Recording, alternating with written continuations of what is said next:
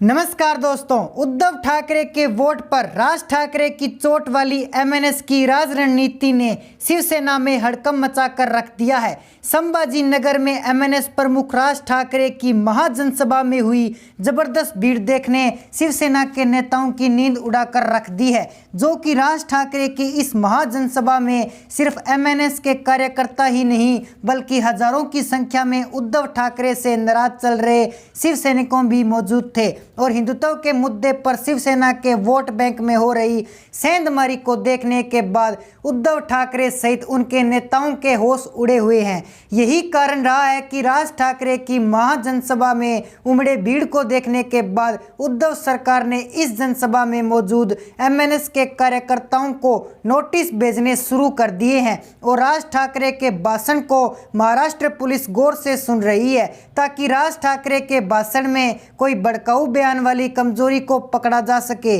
और राणा दंपति की तरह एमएनएस प्रमुख राज ठाकरे को भी जेल की सलाखों के पीछे डाला जा सके। और इसी बौखलाहट में उद्धव सरकार में 5 जून को अयोध्या जाने वाले राज ठाकरे के पोस्टरों को हटाना शुरू कर दिया है। भगवा गेटअप में राज ठाकरे के अनेकों पोस्टर महाराष्ट्र और मुंबई में लगाए गए थे और 5 जून को राज ठाकरे अपने हजारों कार्यकर्ताओं के साथ अयोध्या जाने वाले हैं। लेकिन राज ठाकरे का अयोध्या जाना शायद मुख्यमंत्री उद्धव ठाकरे को पसंद नहीं आया और राज ठाकरे के मुंबई में लगाए गए सभी पोस्टर हटाने के आदेश दिए गए हैं और इसी आदेशानुसार मुंबई में एमएनएस के पोस्टर हटाए जाने शुरू हो चुके हैं, जिनमें 5 जून को चलो अयोध्या नारे के साथ राज ठाकरे ने लोगों से आग्रह किया था कि वो ज़्यादा से ज़्यादा संख्या में 5 जून को अयोध्या जाने के लिए तैयार रहें। लेकिन राज ठाकरे के चलो अयोध्या वाले पोस्टर हटाकर क्या उद्धव ठाकरे एमएनएस के साथ जुड़ने वाले हिंदुत्व वोट बैंक को रोक पाएंगे? यह एक बड़ा सवाल महाराष्ट्र की राजनीति में उमड़ रहा है। लेकिन इसी बवाल के साथ साथ राज ठाकरे ने अपनी महाजनसभा में एनसीपी, कांग्रेस, शिवसेना के महाविकास आघाड़ी गठबंधन वाली 3 पहियों की गाड़ी के driver NCP supremo Sharad Pawar को आड़े हाथों लिया है और एनसीपी सुप्रीमो शरद पवार पर नास्तिक होने एवं कास्ट पॉलिटिक्स करने के आरोप भी राज ठाकरे द्वारा लगाए गए हैं। इसी बीच शिवसेना प्रमुख उद्धव ठाकरे के भी एमएनएस प्रमुख राज ठाकरे पर खूब बरसे और कई तरह के कटाक्ष हिंदुत्व के मुद्दे पर राज ठाकरे के खिलाफ किए गए। उद्धव ठाकरे ने कहा है कि पहले जो गैर मराठा के खिलाफ बोलते थे, अब वो गैर हिंदुत्व के खिलाफ बोलने की शुरुआत कर चुके हैं और राज ठाकरे मात्र एक मनोरंजन के साधन है। लेकिन उद्धव ठाकरे खुद के कर्मकांडों को भूल गए और एनसीपी सुप्रीमो शरद पवार एवं कांग्रेस अलाकमान सोनिया गांधी के सामने झुकने के मुद्दे को शिवसेना दबाना चाहती है। और इसी क्रम में बौखलाए शिवसेना के बोम्पू संजय राउत ने भी बिना नाम लिए राज ठाकरे के खिलाफ कई तरह की बकवासबाजी की। लेकिन उखाड़ दिया वाले पत्रकार संजय राउत के बयानों को सीरियस लेता कौन है? खैर, राजनीति के ज्ञाताओं की माने तो शिवसेना के नेताओं के बारे में अंतिम बार सत्ता का बोध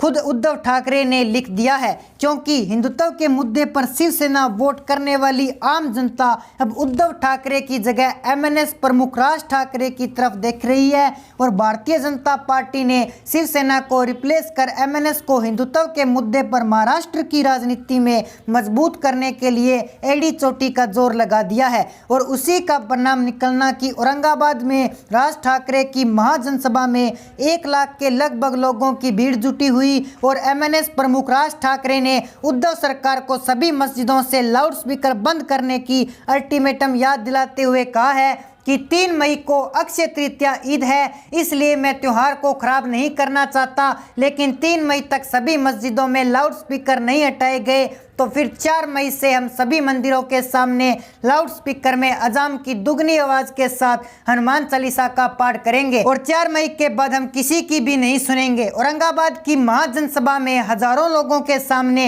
एमएनएस प्रमुख राज ठाकरे द्वारा अपने अल्टीमेटम को दोहराने के बाद उद्धव सरकार में हड़कंप मचा गया और महाराष्ट्र के गृह मंत्री दिलीप मनसे पाटिल ने मंगलवार को इसलिए एक हाई लेवल की बैठक बुलाई है जिसमें राज ठाकरे के अल्टीमेटम पर चर्चा होनी संभावित है। ऐसे में एक तरह महाविकास अघाड़ी गठबंधन वाली उद्धव सरकार लाउडस्पीकर के मुद्दे पर गिरी हुई है तो दूसरी तरफ अघाड़ी गैंग में आपसी फूट की चर्चाएं भी पुल पकड़ रही है। दरअसल 2 दिन पहले बीजेपी नेता आशीष शेलार की तरफ से दावा किया गया था कि 2017 में जब भारतीय जनता पार्टी ने महाराष्ट्र में सरकार बनाने के लिए एनसीपी सुप्रीमो शरद पवार से ऊपर से समर्थन मांगा था, तब शरद पवार ने शिवसेना से सारे रिश्ते नाते तोड़ने की शर्त बीजेपी के सामने रखी थी और सत्ता की कुर्सी हासिल करने के लिए शरद पवार किस हद तक जा सकते हैं इस पर भी खुलासा किया गया है। तो दोस्तों, आपकी जो भी राय है आप हमारे कमेंट सेक्शन में ज़रूर बताएं।